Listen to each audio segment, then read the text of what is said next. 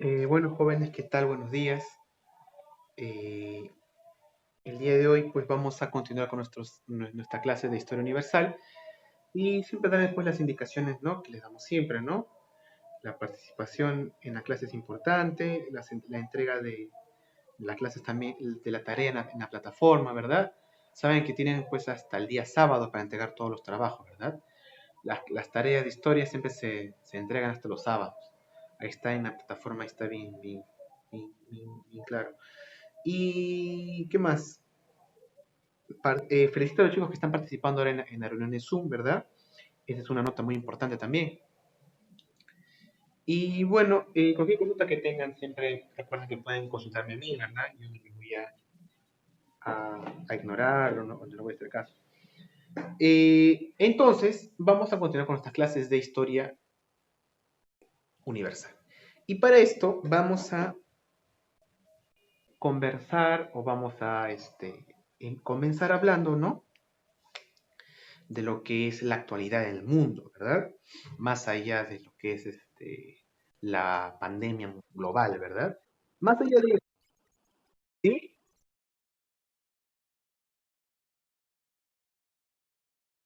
No, sí, yo lo estoy grabando ahora mismo. Sí. ¿Verdad? La semana pasada dijeron que no se escuchaba nada, ¿verdad? Yo lo vi el video y sí se escuchaba, pero un poco bajo, no sé por qué. Pero por precaución lo volví a grabar de nuevo toda la clase y ya está subido. Pero igual, si tienen algún problema de audio, avísenme ahora antes de seguir conversando. No, todas las clases yo siempre este, lo grabo. Lo que pasa es que a veces tarda un poco en subirse a la plataforma. Pero siempre están ahí todas las clases grabadas. Bueno, buen aporte el que dijiste. Entonces, para comenzar, como les digo, vamos a hablar un poco de lo que pasa en el mundo en la actualidad, ¿cierto? Más allá de la pandemia, ¿verdad? En el mundo está ocurriendo algo. Cuando hablamos de mundo nos referimos al mundo occidental, ¿no? ¿Qué cosa es el mundo occidental? Es Estados Unidos y Europa, ¿no? Lo que ocurre ahí y luego a veces se incluye un poco a Latinoamérica dentro del mundo occidental. En parte sí y en parte no, pero el mundo actualmente ya está globalizado, ¿verdad? Bueno, ¿qué está ocurriendo? Hay unas protestas, ¿verdad?, contra el racismo. Eso es inicialmente lo que ocurre, protestas contra el racismo. Pero si vemos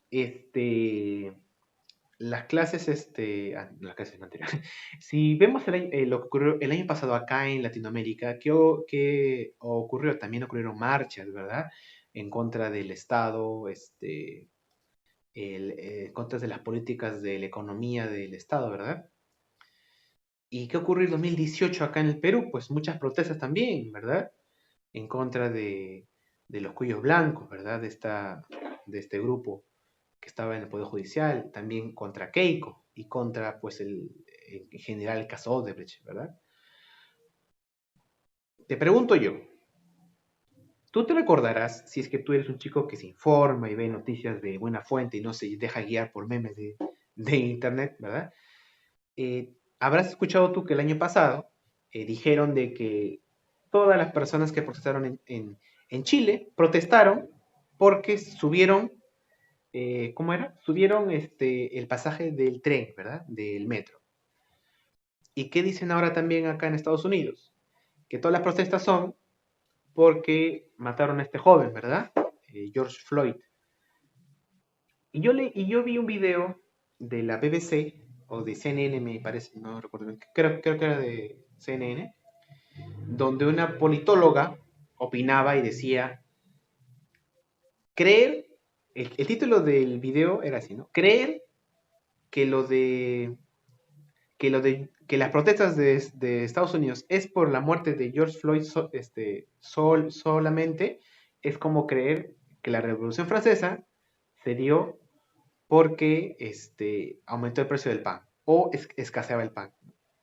Lo mismo que dijeron del metro en Chile y lo mismo que dijeron de los de Estados Unidos. Se dan cuenta que por una pequeña causa, un pequeño motivo que no parece muy importante, se generan grandes cambios. Es algo así como lo que se conoce como la última gota que derrama el vaso, ¿verdad? Eh, Pasas por un montón de cuestiones o un montón de agravios y llega un momento donde ya te colmó la paciencia y haces algo, ¿verdad? Eso pasa mucho en la sociedad. Pero vuelvo a los ejemplos, ¿verdad? La Revolución Francesa, ¿por qué se dio? ¿Porque no había pan? ¿O porque la gente estaba siglos y siglos cansada del poder absolutista?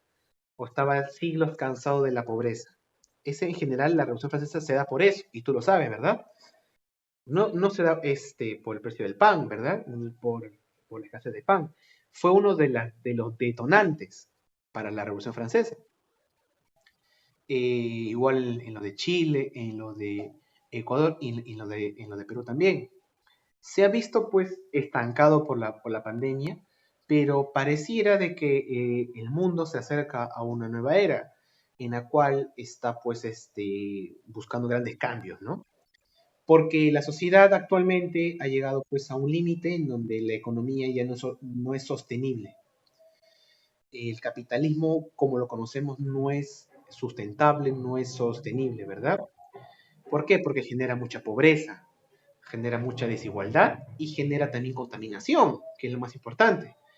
Bueno, todos son importantes, ¿no? Va a hablar de pobreza, discriminación. Y lo más importante para la Tierra, para nuestra supervivencia, o lo más urgente, por así decirlo, es lo que es la contaminación, ¿verdad? Entonces, extrayendo como se extrae, viviendo como se vive, contaminando, no podemos seguir así, no podemos continuar con este modelo. Es por eso que muchos países se han levantado contra eso. En Chile se levantaron por el modelo económico que trae mucha desigualdad, ¿verdad? En Ecuador también. En Perú también cada año hay protestas sobre las mineras, ¿verdad? Sobre la contaminación que esta generan. Y en Estados Unidos, que parece el país más rico y más perfecto del mundo, pues tiene muchas desigualdades, ¿no? Mucho racismo existe ahí, mucha desigualdad, que es generado pues por el modelo económico. Se dan cuenta que una pequeña cosa es lo que jala algo más grande, ¿verdad? Ese es un punto que yo te quiero comunicar para que tú opines y tengas un razonamiento sobre eso. De repente estás en desacuerdo conmigo, perfecto, pero es tratar de compartir ideas. El segundo punto que yo te conté antes. ¿Recuerdas que yo te dije de que cuando una persona tiene o bueno, lucha por algo justo, siempre, así pierda 1000 batallas, va a prevalecer al final, ¿verdad? ¿Por qué? Porque la justicia y la razón siempre vence, siempre es más pesada que cualquier creencia, que cualquier prejuicio, que cualquier capricho, ¿verdad? La razón tiene demasiado peso, es muy pesado, ¿no? Por eso que siempre apoyen ustedes en la razón, siempre busquen eh, cuando ustedes opinan, debaten o justifiquen o sustenten algo, siempre traten de hacerlo de una manera lógica y racional, porque eso tiene mucho más peso que aunque te pongas a hacer un berrinche o digas, no, yo siento que es así y así tiene que ser, no. Siempre a lo largo, a través del tiempo o a la larga, los argumentos que tienen razón de ser y los que son justificados y justos, pues vence, siempre. Entonces, te pregunto yo, ¿qué pasó en Francia? En la Revolución Francesa, ¿verdad? La gente luchaba por algo justo, contra la pobreza extrema y contra el abuso de las autoridades, ¿verdad? En ese momento, eso era algo injusto. Y la gente luchaba para que se dé una justicia, ¿verdad? Mucha gente murió, Francia entró en una época de guerras, se formó la Santa Alianza para contrarrestar todo eso e imponer de nuevo los reyes. Y pareciera que los poderosos al final ganaron. Pero como yo te dije, siempre, si tú defiendes algo justo, siempre prevalece. Siempre va a prevalecer esa justicia, esa razón, frente a cualquier autoridad, frente a cualquier contexto, frente a cualquier poder. Porque la justicia, como yo te he dicho, no tarda, pero llega. Parece algo soñador y esperando pues cosas que no ocurren, pero en la realidad en la historia han ocurrido. Otro ejemplo, el de Tupac Amaru.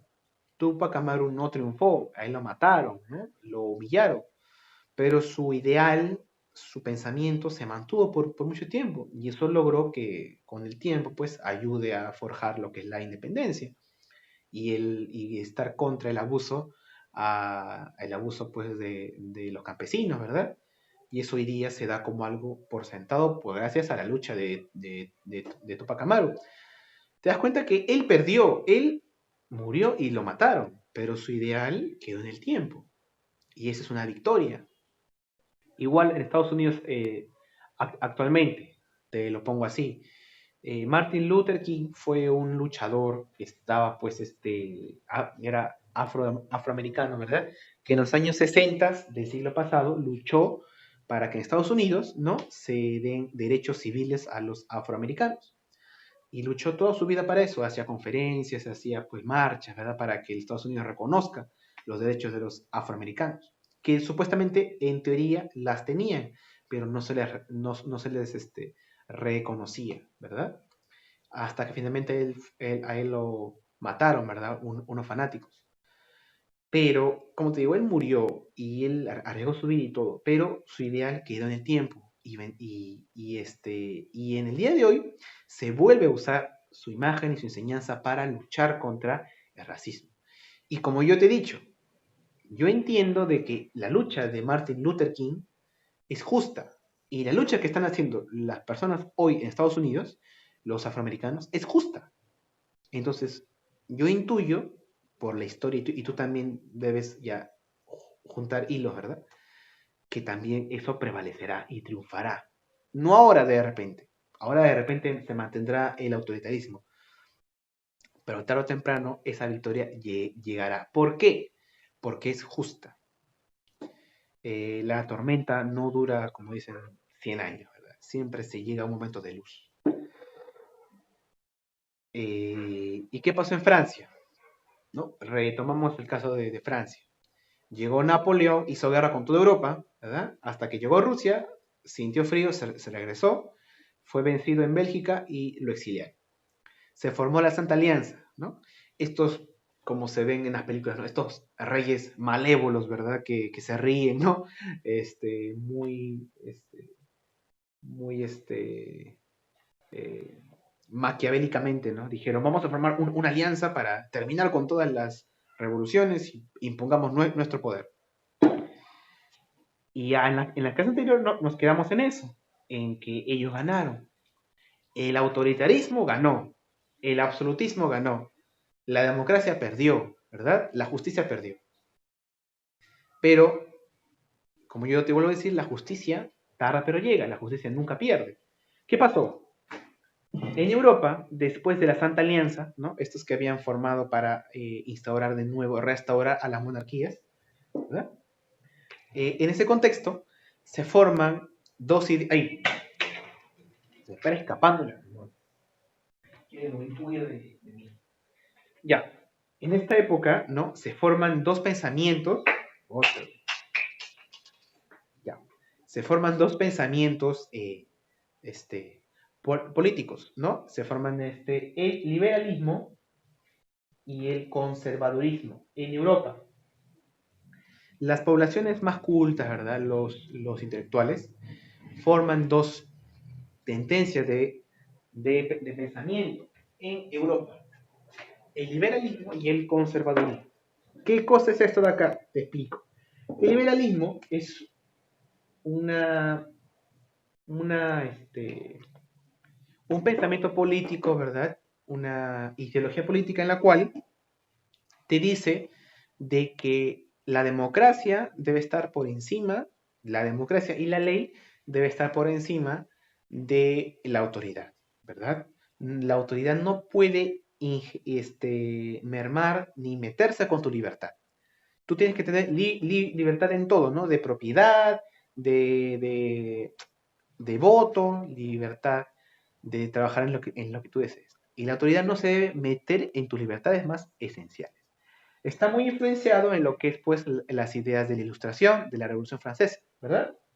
Por otro lado está el conservadurismo, que es pues la ideología política en la cual te dice el orden está por algo, el orden está para que la sociedad funcione, por eso que la autoridad debe velar por la seguridad y por el gobierno y por la administración de su pueblo.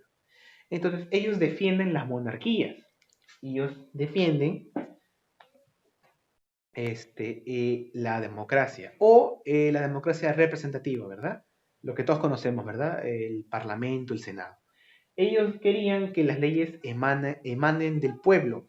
Ellos querían que las leyes sean elegidas por los reyes porque ellos están puestos ahí por derecho divino. O sea, ellos querían que todo que todo se quede como está y ellos querían que todo cambie. Así de simple. Siempre hay dos tendencias. Estas dos tendencias no son, se puede llamar nuevas, pero la idea de estas dos tendencias se da a lo largo de la historia. Siempre se han dado. Yo leí una vez que, no recuerdo el autor, yo leí una vez que los liberales y los conservadores se han peleado desde épocas inmemorables. Porque en cierto punto todos podemos ser liberales o conservadores. ¿Por qué? Porque el liberal quiere que todo cambie y el conservador quiere que nada cambie. Cuando estás en una situación de riesgo, siempre va a haber un liberal y un conservador. Siempre va a decir, no, hay que hacer esto para cambiar. Decir, no, hay que quedarnos así como estamos. Por ejemplo, en un temblor, si tu papá quiere salir al poste, es un liberal porque quiere cambiar algo. Si tú te quieres quedar en tu casa a esperar que todo pase, eres un conservador. Algo así se puede poner un ejemplo. Y yo leí una vez, ¿no? De este autor que yo te digo, que, por ejemplo, se puede tomar este ejemplo hasta con Adán y Eva, ¿no? Él pone el ejemplo de Adán y Eva, ¿no? Que Eva era la liberal, ¿no? La que quería un cambio, quería probar la manzana, y, no, Eva es la liberal, ¿no? Que quiere probar la manzana para ver que algo cambie, y Adán era el conservador que decía, no, no, no, no hagas nada, no cambies nada de lo que está acá. Y esas ideas, como yo te digo, no son muy comunes en la historia y en el ser humano. Y en este contexto se da y se forman las ideas políticas, las ideologías. Y luego también se forman los partidos políticos. Imagínate, antes de la Revolución Francesa no existían en Europa ni en el mundo los partidos políticos. ¿Qué es un partido político? En teoría, un partido político es una asociación de personas que tienen una idea en común para llevar a cabo en la política.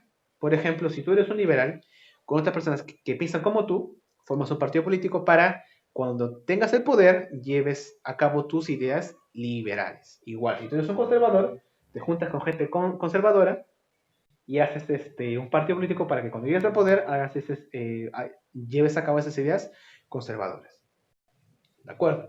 En el Perú, lamentablemente, la idea de partido político se ha perdido bastante, porque en la antigüedad los partidos políticos peruanos sí tenían unas ideas políticas muy marcadas, ¿verdad? El APRA tenía un pensamiento muy marcado, el Partido Comunista Peruano o el Partido Socialista también tenía una ideología marcada, los partidos de la derecha también. Pero actualmente, pues, no existe ningún partido político que tenga una ideología, pues, firme, ¿verdad? Todos son partidos que están solamente para llevar a personas al poder, nada más, ¿no? Sin ninguna ideología, ¿no? El APRA perdió totalmente toda su ideología. Y los demás partidos, pues no, los más recientes se forman cada 4 años, ¿no? ¿Para qué? Para llevar a alguien al poder, nada más. Y no tienen ni ideología, ¿no? Solamente hablan de decir, yo no estoy ni con ellos ni con los otros, yo estoy con ustedes, yo sigo a los pobres y voten por mí. Punto. O sea, no tienen ninguna ideología. Pero en esta época se formó estas dos tendencias de pensamiento. Y actualmente, estas dos tendencias del pensamiento, ¿no? Se influenciaron a muchos más países, como Estados Unidos. Actualmente, en Estados Unidos solamente existen dos partidos políticos. los liberales y los conservadores, pero allá tienen dos nombres distintos, los, eh, los demócratas y los republicanos. Los demócratas son los liberales, ellos quieren que se respete la libertad, ellos protegen el libre comercio y quieren pues una diversidad en Estados Unidos. Y los conservadores quieren que el Estado esté por encima, ¿verdad?, de la economía, quieren fortalecer la economía estadounidense y están en contra de la diversidad. ¿Quién crees que es el presidente o de qué partido crees que es el presidente de Estados Unidos actualmente? Donald Trump. ¿Será liberal o será conservador? Como su actitud de él, cómo tú lo ves. Es conservador, es republicano, ¿no? Él defiende los Estados Unidos y ataca a los demás países, ¿no? Esto cuando se lleva a un fanatismo o se lleva en un modo radical, es dañino. Toda ideología, cuando se lleva al extremo y se comete en fanatismo, ¿no? Se llega a un punto donde ya no sirve para nada. Es dañino, hace daño, ¿verdad? A la sociedad. Tú cualquier ideología que tengas, perfecto, manténla, pero con base, con razón, con lógica, porque si vas ya al fanatismo y no te dejas guiar por la razón, ya estás perdido, ya perdiste la razón, ¿no? Si eres un religioso, por ejemplo, perfecto, mantente en los límites de la razón. Pero si te vas a tirar al piso, a hacer qué sé yo, a gritar en la calle o insultar a todo el mundo y a decirle que todo está mal y todo está bien, y entraste al fanatismo, ¿no? Tienes que tener cuidado con eso. Si tú eres una persona que defiende el socialismo, un izquierdista, está bien, defiéndelo con base y con todo eso. Pero si vas por la calle y quieres que se haga una revolución y que tú estás loco y ya crees que todos los de derecha están mal y que tú estás bien y ya te conviertes en un fanático. Hay que tener mucho cuidado con los fanatismos. Vengan de donde vengan, ¿no? Cualquier idea que tú defiendas o que otro ves que defienda tiene que estar siempre en los límites de la razón. Nunca excederse de ahí porque cuando tú te excedes ya te conviertes en fanático. Y un fanático nunca puede tener razón porque está invadido por el fanatismo. ¿De acuerdo? Ahora, en esta época los liberales querían que se den la democracia y los conservadores querían que se mantengan los reyes, la monarquía. ¿Qué pasó? La Santa Alianza pues restaura la monarquía en Francia, ¿cierto?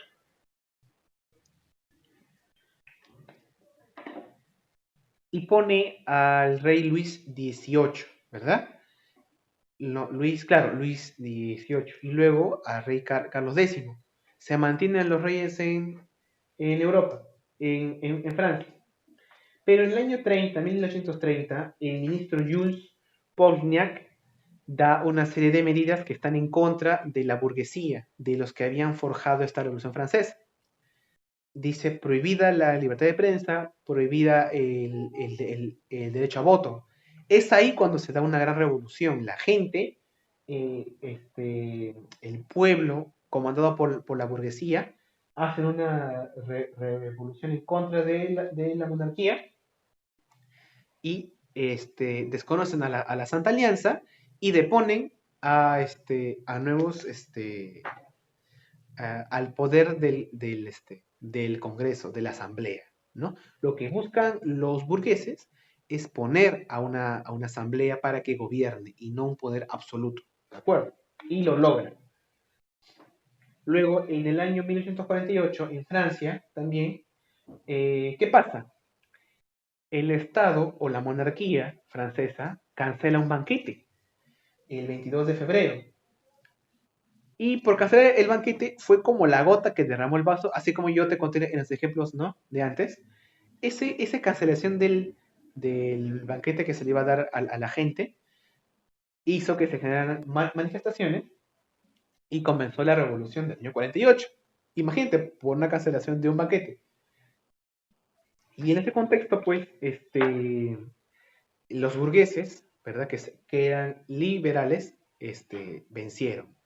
Y se convirtió Francia en una monarquía, pues, parlamentaria, para que el rey esté superditado, supervisado por el Parlamento. Algo parecido al modelo inglés, pero esto no iba a durar mucho, porque actualmente Francia no es una monarquía parlamentaria como Inglaterra, es una república. En este periodo, pues en el año 51, en 1851, ponen como, gobernante de Francia a Luis Napoleón, ¿verdad? O conocido como Napoleón III. Estas revoluciones sirvieron como inspiración para que en otros países de Europa también se den revoluciones liberales, ¿verdad? Como Alemania, como Italia, como Bélgica, que se independizó de Países Bajos. Lección, ¿cuál es? Para terminar,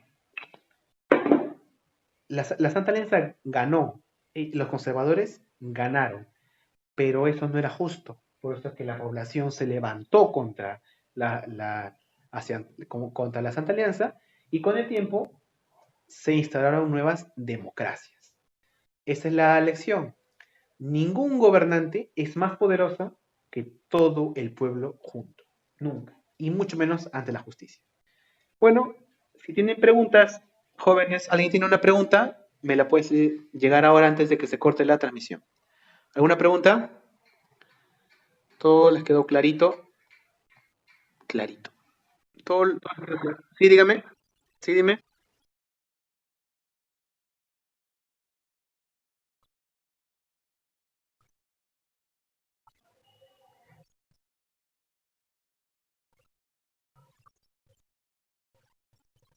Ah, ya, de Ribagüero, eso yo lo he colgado en el Facebook no está, sino de repente yo ahorita lo reviso. Pero bueno, fácil, Ribagüero no quería que en el Perú se den, Ribagüero no quería que en el Perú se dé un desborde de la gente, ¿no? De la población. ¿Por qué? Porque ellos, como eran criollos, ellos querían mantener el poder después de la independencia. Ellos querían ser los que gobiernen el país. Entonces, si Ribagüero permitía que en el Perú la gente haga su revolución o se desborde, como en el caso de Haití, que en Haití los esclavos hicieron una revolución y se independizaron, Ribagüero no quería que ocurra eso acá en el Perú, porque él quería gobernar junto con los criollos. Entonces, que él esperaba un momento preciso para tener el apoyo de un ejército, en este caso el ejército de San Martín. Entonces, cuando se enteró de que San Martín había formado un ejército con Chile, viajó hasta Argentina y se comunicó con San Martín y con el ejército para llegar al Perú e independizarlo. Como según, para que Ribagüero, pues, o según él, se dé una independencia ordenada, según él, ¿no? Para que se mantengan, pues, los intereses de los criollos, ¿no? Básicamente lo que Ribagüero quería era mantener el poder después de la independencia. ¿Y cómo lo iba a lograr? De una manera ordenada. ¿Cómo? Esperando que llegue el ejército libertador. Porque sabía que en el Perú no podía formar un ejército tan preparado como ellos. ¿Por qué? Porque recuerda que Lima y el Perú era el centro político y económico de España. Como yo te dije en el ejemplo, no puedes conspirar contra tu enemigo si tú vives en la casa de tu enemigo, ¿verdad? Es lo que pasó con Ribagüero. Y bueno, eso es todo lo que yo te puedo resumir. Pero el video está en la página de Facebook. Si no está, lo vuelvo a resubir en el Facebook y en la plataforma. Bueno, jóvenes, si no hay más preguntas, antes que se corte la transmisión y el video, me despido. Si tienen alguna duda, me la hacen llegar por interno, ¿verdad? Para yo responderles sus preguntas.